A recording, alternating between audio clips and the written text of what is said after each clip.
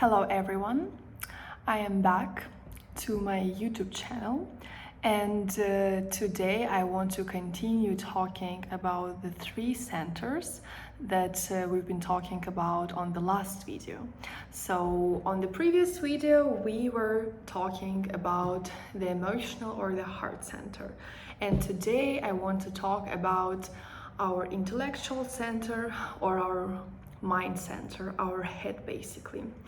And again, this center can be either balanced or disbalanced. And when it's balanced, it has certain properties and certain effects on your life. When it disbalanced, again, you'll be experiencing some symptoms that will be signs of the disbalance, particularly in the mind center. So I will walk you through a little bit these two states, and we will also cover the strategies, some of the strategies that people use in order to fake it until you make it, in order to fake this balance in the mind center. Yeah, let me know, maybe you find yourself in some of those strategies. So basically our mind center is where our safety lies, right? So it is responsible for us having the sense of direction in life, right? It comes from inner guidance, from the confidence, and not just confidence in yourself, like your self-esteem or something like that, but the confidence that whatever happens in your life, you'll be able to deal with it, and you'll be able to find the best solution, and you'll be able to find a way out of any situation, out of anything basically, right? So this is what we see as confidence when we talk about mind center. And another quality of the balanced mind center is the quality of our thoughts, right? So our thoughts are productive, our thoughts are on time, and we are able to disconnect from them when we need it, when we feel like it. We are able to silence our thinking process, to silence our audio dialogue, inner audio dialogue, right? And this is a very important thing to do, because a lot of people struggle from not being able to do that. And there are a lot of instruments like meditation, concentration practices, maybe some hobbies, and etc., etc., etc., in order to just silence those thoughts and not go in circles in your mind, basically, with your mind. Right? So this is some of the qualities of the balanced mind center. And when your thoughts are productive, when you are able to silence them, when you have the sense of direction in life, when you have this inner guidance and confidence that whatever happens, you will figure it out, and you'll be able to find a way out of any situation, then you have this calm space inside you, you have this safe space inside you, right? So the world around you doesn't seem as a dangerous place, because there is inner sense of safety. You don't expect people to have bad intentions towards you, because there is this inner sense of safety. So you have trust towards the world, you have trust towards other people, you have trust towards your life, and you are able to be adequate, right? You're able to be adequate regarding what is happening, regarding events happening in the world around you. On the other hand, when the mind center is disbalanced, everything that I said goes in opposite way. Since you don't have this inner sense of safety, you are seeking safety from the outer world, right? Because you do not feel safe. And it is always followed by some level of anxiety. So you can have an obvious anxiety, like you can feel anxious very often or all the time even, and it can be very obvious. It can be obvious to people around you, to yourself. You can see that, and it's, like, very often you wouldn't know what to do with that, right? Because let's say you feel anxious and people tell you, try to meditate. You go to do meditation, and there are two ways. First way, you are not even able to sit for a minute or two in a meditation because this anxiety, these thoughts, they're driving you crazy, and you're unable to spend the time within yourself, with yourself, because it is just horrible inside, because it's really, really painful. A lot of thoughts, a lot of anxiety, a lot of fears, and a lot of needs for safety and for direction. Yeah. The other way is that you do the meditation, you are able to block those thoughts, you're able to let go of the anxiety, but it will come back the moment you're out of your meditation, or it will come back by the end of the day, or it will come back very soon. It will come back at some point. We don't know when, but very soon it will come back, because the reason is a bit deeper than one small practice can go, right? So it's a bit deeper than that. So this is the first option, the obvious anxiety. The second option is a background anxiety.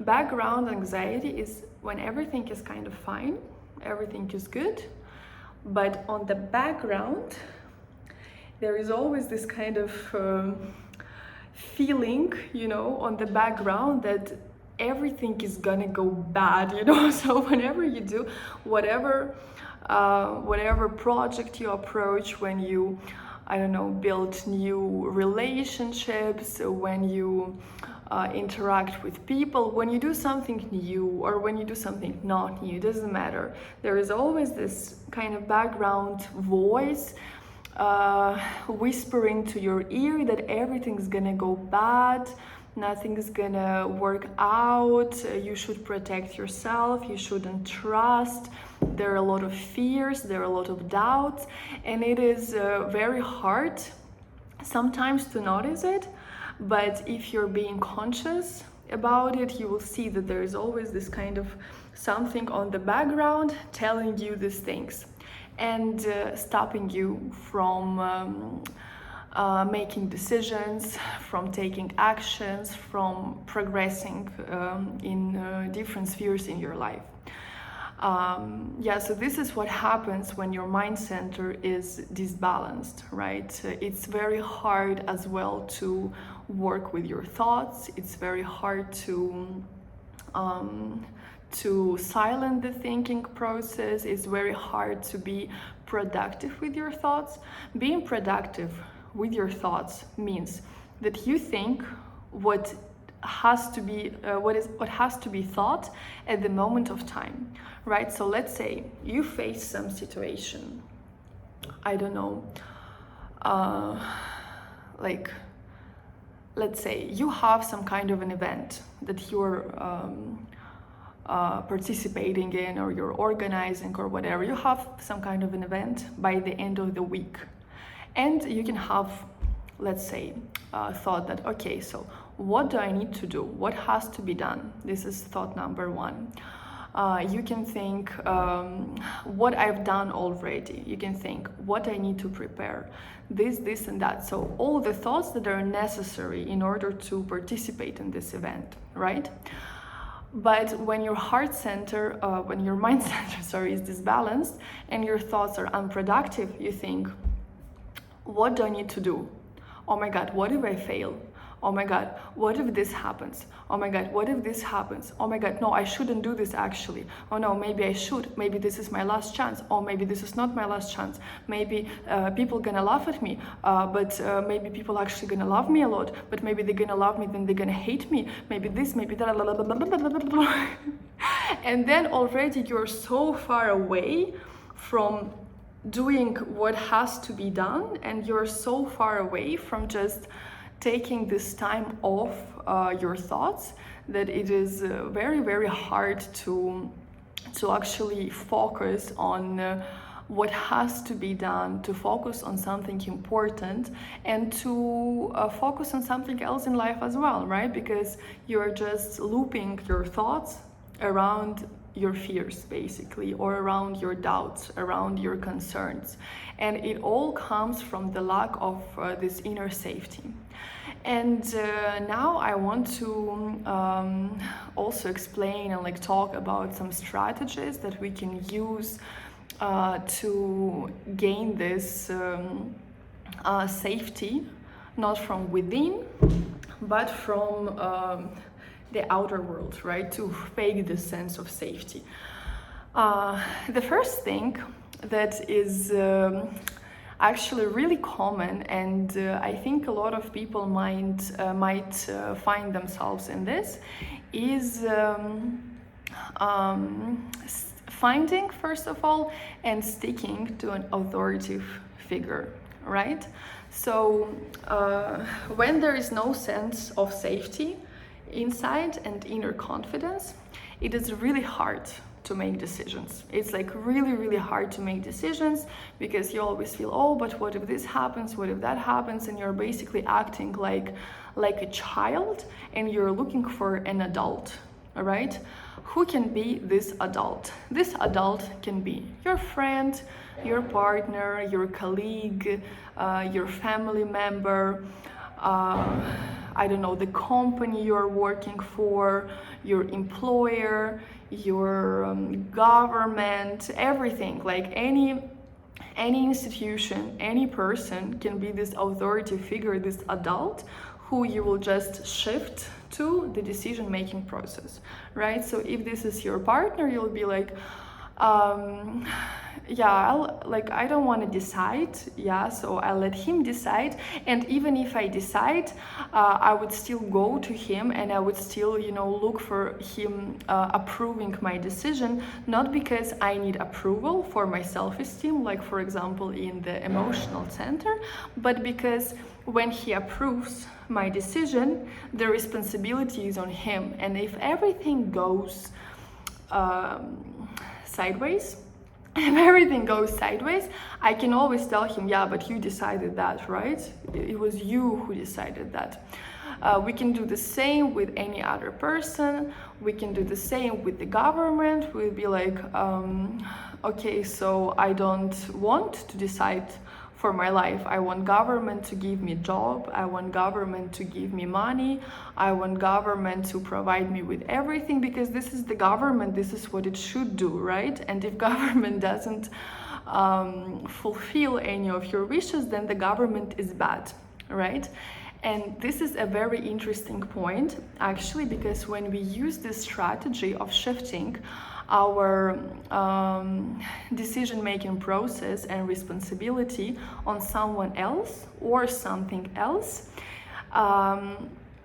we have this unconscious feeling inside that we don't trust this, because you cannot trust anyone or anything as much as you can trust yourself, because you know yourself more than anyone or anything, and you, in a healthy way, want the best for yourself.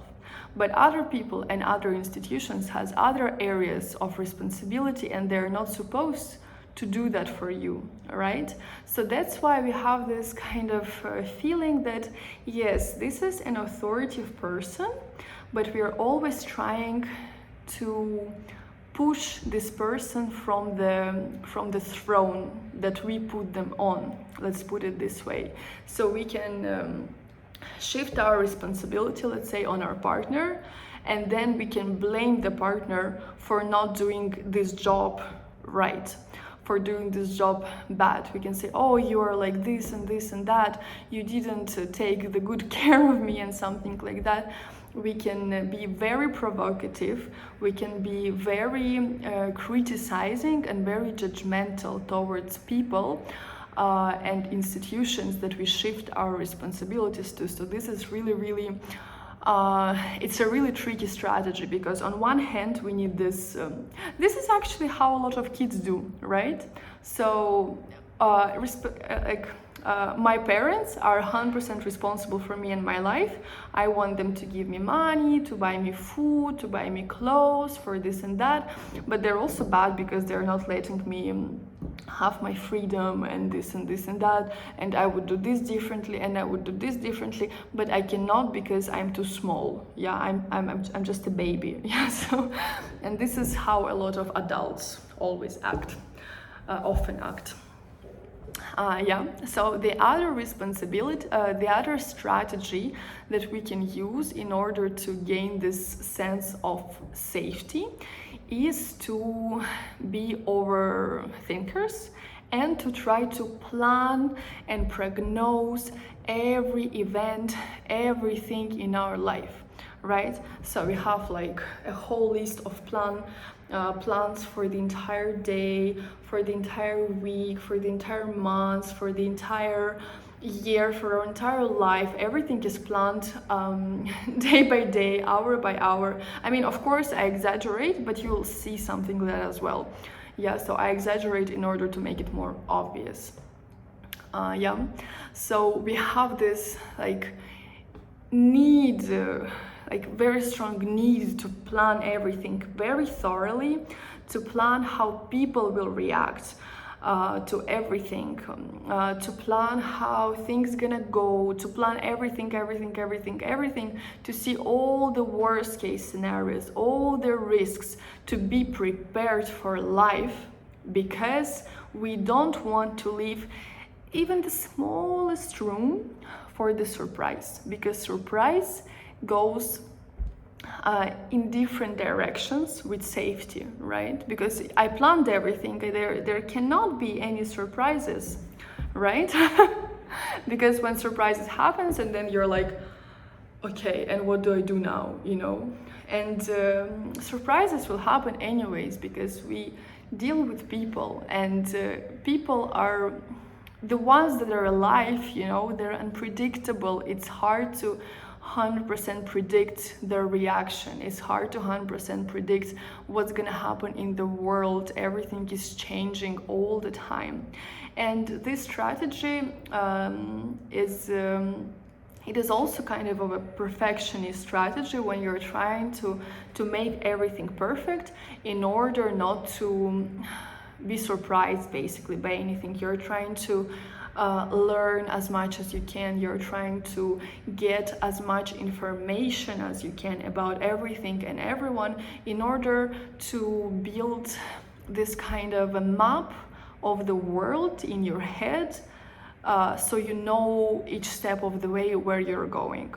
And as long as it sounds kind of interesting, it is really not so practical, because you will always be surprised by life. There will always be something that will go not really according to your plan, or very much in a different direction from the way you planned.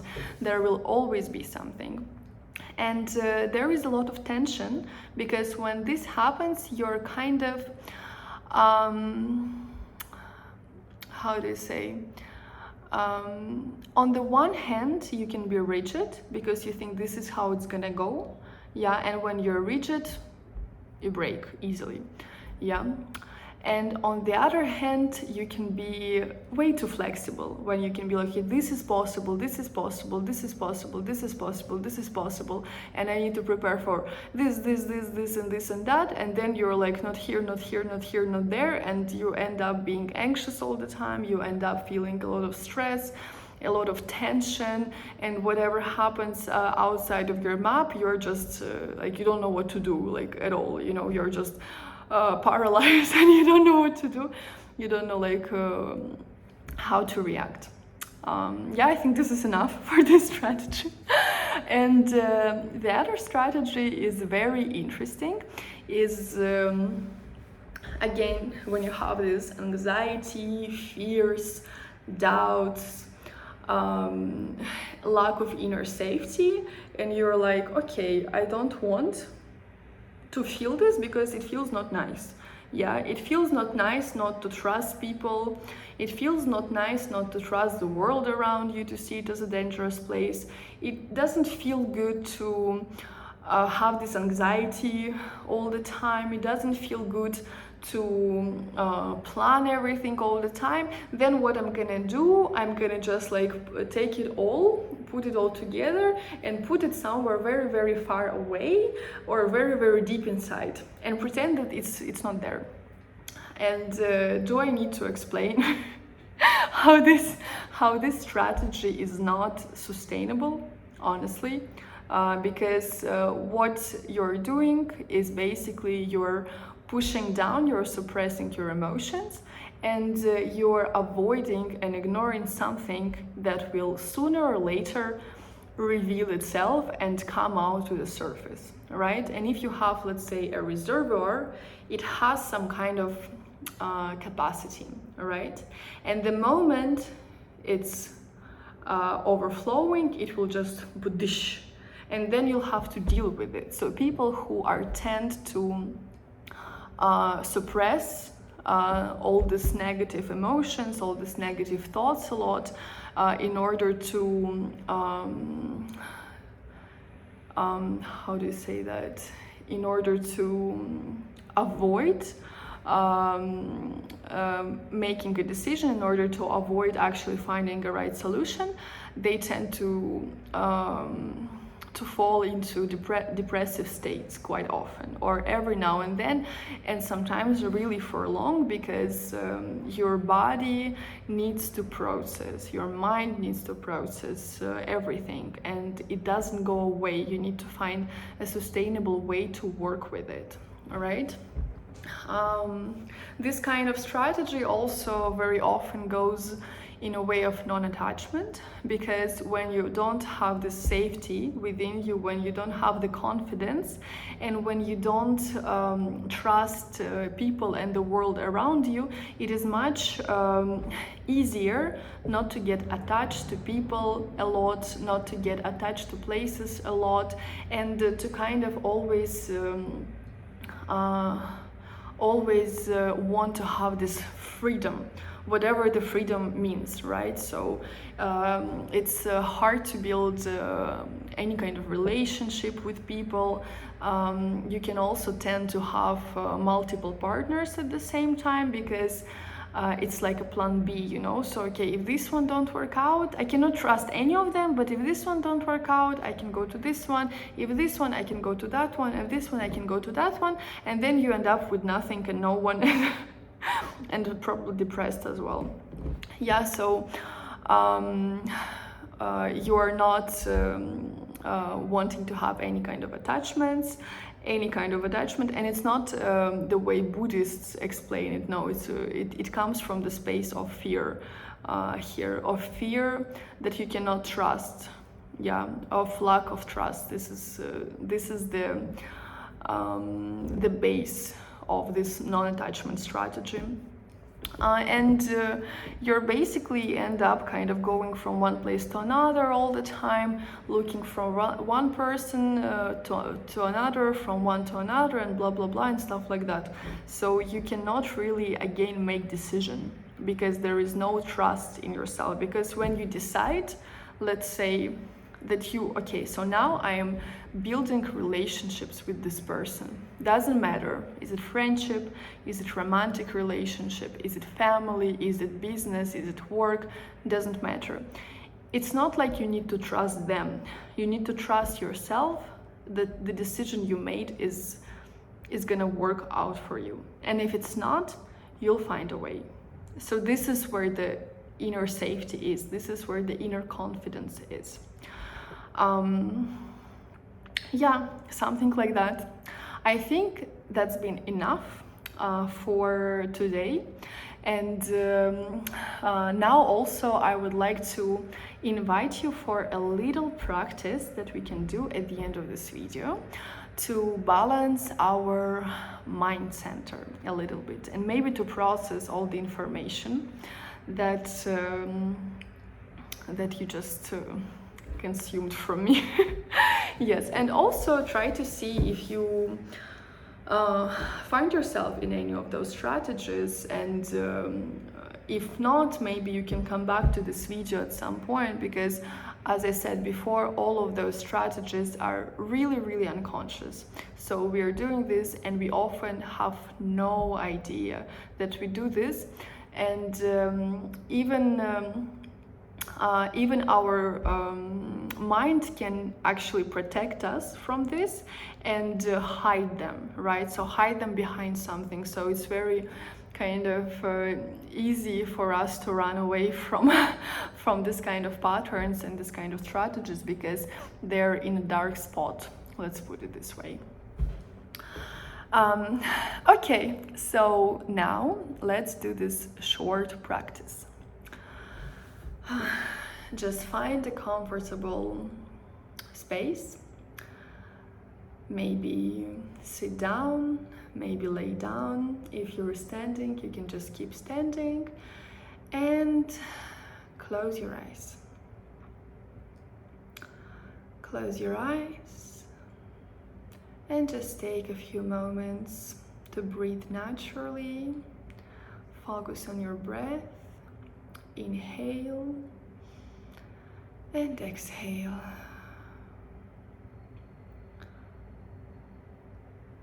Just continue breathing naturally with your eyes closed. Inhale and exhale.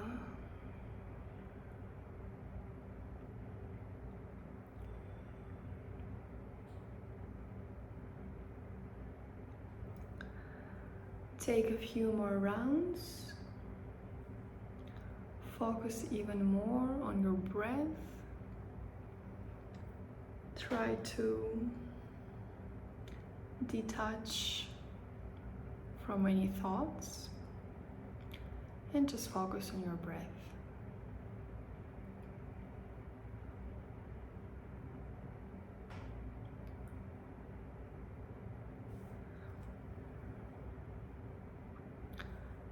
And once you're ready, try to connect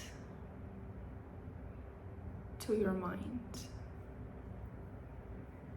Try to visualize your intellectual center, somewhere around your head.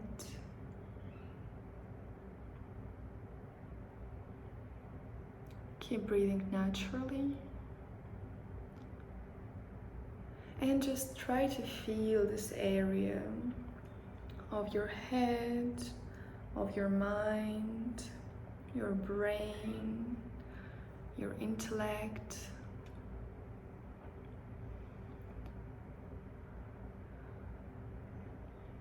And now imagine your mind as a clear sky. You know, this kind of vibrant blue sky without a single thing on it,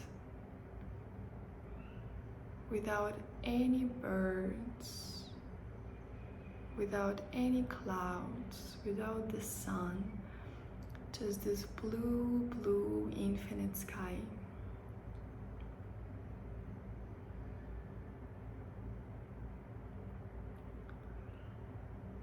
And try to keep your mind, at least for a moment, in this state, as an infinite blue, blue sky, this most beautiful shade of blue.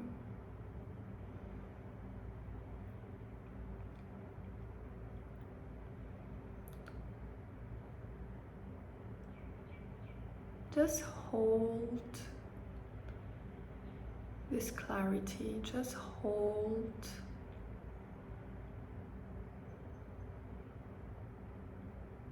this blue sky. And now repeat after me. I am aware in my mind. I am aware in my mind. I am aware in my mind.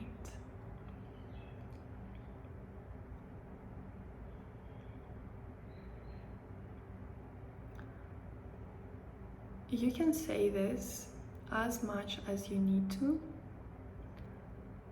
and keep holding this blue sky in your mind, this clarity, this awareness. You can stay here as long as you need, or you can also slowly open your eyes and try to still keep this sense of clarity and awareness. It was my pleasure to share all of this with you. I hope it was useful, and I hope it clarified something for you. And I'll see you soon again. And the next video, I'm gonna talk about the body center. So stay tuned. Bye-bye.